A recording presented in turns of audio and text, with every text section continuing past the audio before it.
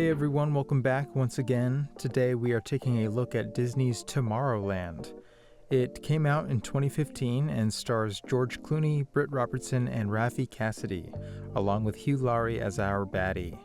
This was another attempt at a Disney ride-inspired film, the first being Pirates of the Caribbean, Tower of Terror. And personally, I thought it worked, and I found it quite inspiring. Basically, a young inventor learns of a land of technological advancement and seemingly infinite scientific funding. Without much to go on but a mysterious pin, she sets out to find the truth about this land of tomorrow. A major point of the film is the power of thought and intention, and how we create our reality with them.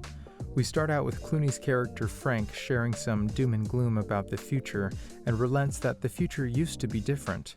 Granted, he was a child back then, and I'd argue that most children are inherently optimistic about the future, until the world beats it out of them anyway, which is kind of the underlining message. Do we let the world beat it out of us? Do we buy into the illusion of the world and its objective future timeline? And can we change it with our thoughts and actions? We then jump back in time to a young Frank at the New York World's Fair in 1964, where he attempts to show off his homemade jetpack. But wait a second, did he just say Corona Park and enjoy the future? Okay, Illuminati confirmed. By the way, excellent casting for young Clooney. This is where Frank meets Athena, an android, though it's not revealed till later and is unfortunate for a young love-struck Frank. When showing the pack, he's asked what would be its purpose aside from flying, and he answers its purpose is to inspire. This sort of sets the tone for the rest of the movie, people taking action to change the world because, as Frank puts it, they're tired of waiting. He's initially denied entry, but Athena likes him and secretly invites him to follow the group to the hidden attraction of the World's Fair, being Tomorrowland, which appears to be accessed via dimensional jump. He arrives and has his jetpack fixed by a robot, which allows him his first successful flight.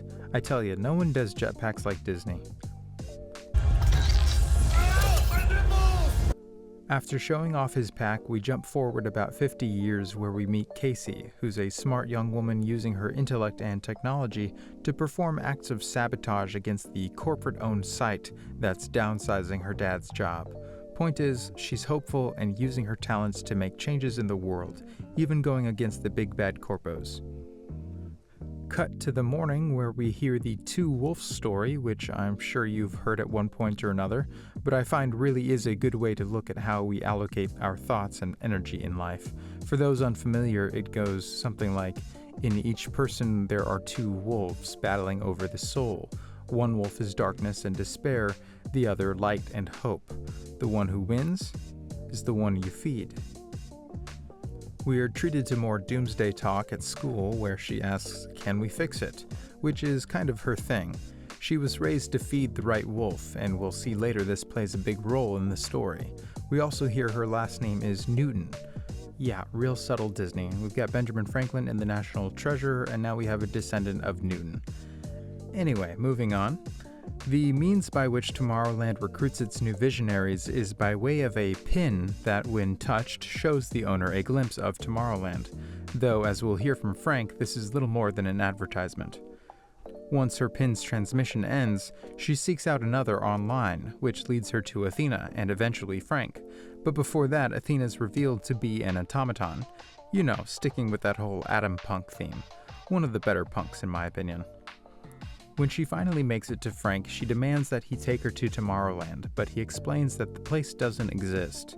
She says she feels like she has to go, and he tells her she's been manipulated into believing she's special and she's meant for something, but that it isn't true.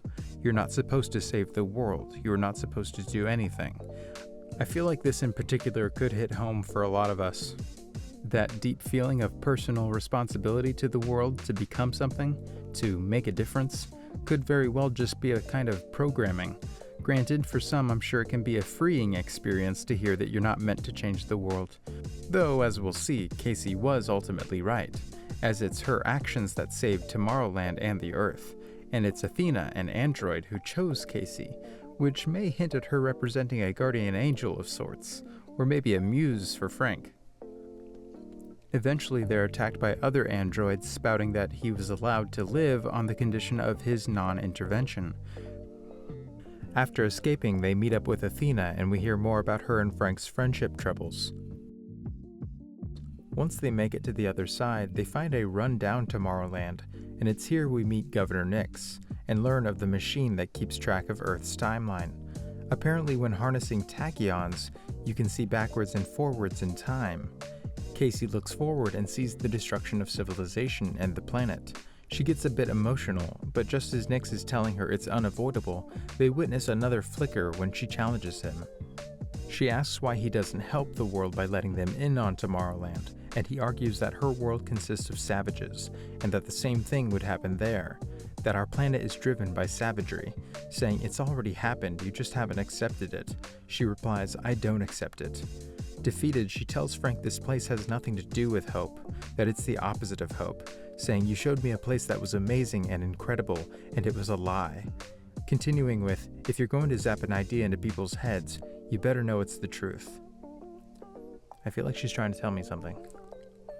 It's then she realizes that the machine itself is broadcasting the doom into people's minds, thus feeding the wrong wolf, the difference being a matter of frequency. The monitor is acting as an antenna. It isn't just receiving tachyons. It is taking a possible future and making it... Amplifying it, transmitting it, like a feedback loop. It's a self-fulfilling prophecy that's coming from right there. But it's not just showing people the end of the world. It's giving them the idea over and over and over again until they just accept it. Time bomb. And we're the ones that lit the fuse. We still have 58 days to try and change things. But nothing will work as long as that thing is still on. Young lady, I'm going to assume that your knowledge of tachyonic fusion is a little sketchy. Shutting it down is impossible. There is no off. I'm telling you what it's doing. Why don't you care? Because he's the one that's doing it.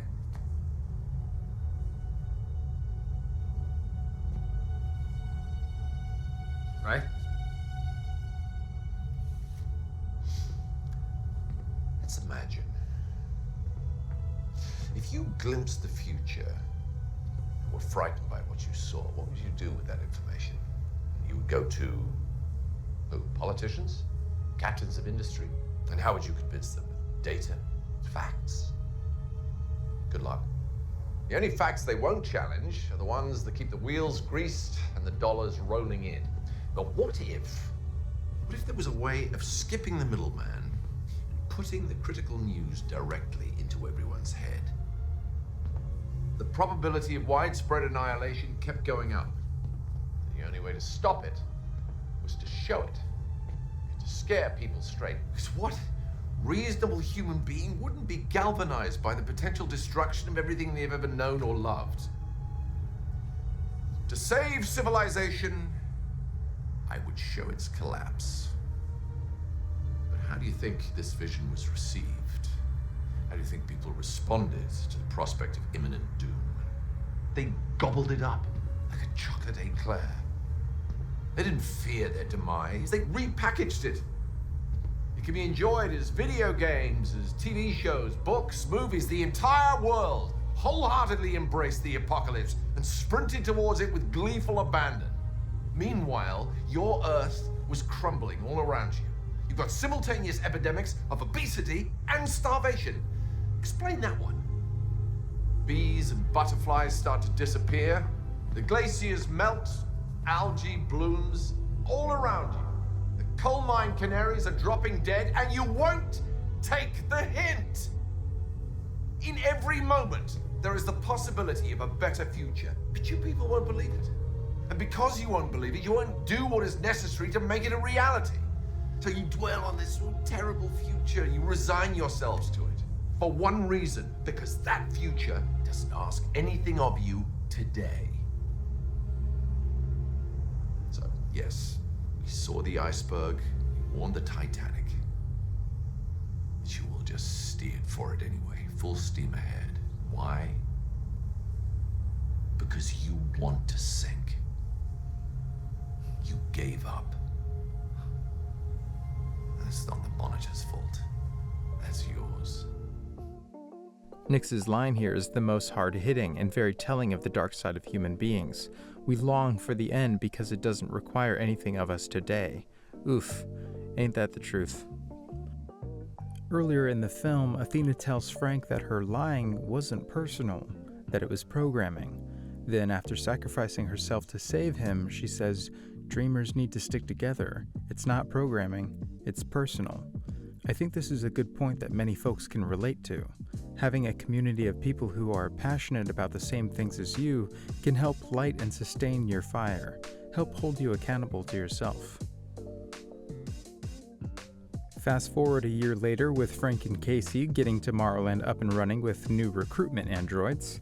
She tells them they're looking for dreamers, anyone who will feed the right wolf. And if you're watching this, she's talking about you.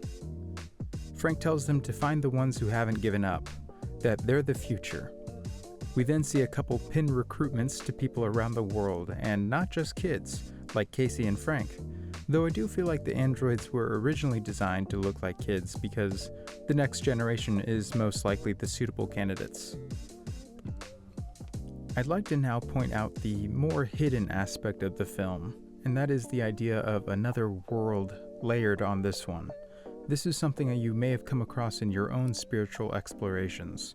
The idea of multiple dimensions and this earth plane being a low vibrational place, and that a big part of spiritual development is learning to master a higher vibration to ascend, so to speak, and sustain one's existence in that higher plane. There's a quote from the Bible I often think about when pondering this idea. In Matthew 7:13-14, the author writes, "Enter by the narrow gate, for wide is the gate and broad is the way that leads to destruction, and there are many who go in by it. Because narrow is the gate and difficult the way which leads to life, and there are few who find it." And maybe part of the reason for that is found in the first part. Wide is the gate that leads to destruction. The wide gate is easy to conceptualize, easy to execute. One might even call it the default. And to enter through the other gate takes a certain shift in one's perception, perhaps brought on by various pharmacoa or extended periods of isolated introspection on a mountaintop or, say, in a desert. I feel like I may have witnessed a glimpse of this during a particularly potent cannabis session. While seated in a quiet place and using my special internet guru method, I experienced something that I've heard described like that of a radio or old analog TV, being the in-between of two channels. Now, this may just be what it's like to open the third eye, but it was fairly profound for me, and led me to begin exploring this idea further. It's also what came to mind when rewatching the film Midnight Special with Michael Shannon and Joel Edgerton, in which a young, reluctant church prophet is attempting to make his way across the US to a specific geolocation, in time for the window where his original world will appear, so he can go home. This is depicted in a similar way with the world existing on top of our own. I think these are hinting at what we've come to know in various religions as the kingdom of heaven, existing in a parallel world or above ours for lack of a better point of reference. And as we've heard in said religions, and even from Casey in Tomorrowland, getting there is simply a matter of frequency. Alrighty, that about wraps it up for Tomorrowland. Gosh, I promised this one way back at the end of my 13th floor video. Feels good to finally get it out there, because I've been dying to talk about that hidden world symbolism. And you know, the general message is great too. I think it's important to ask those hard questions. How have we been manipulated? What is being broadcasted? Which wolf have we been feeding? I wish you luck in answering these questions. Thanks for watching. I tell you, no one does jetpacks like Disney. We've got the best jetpacks.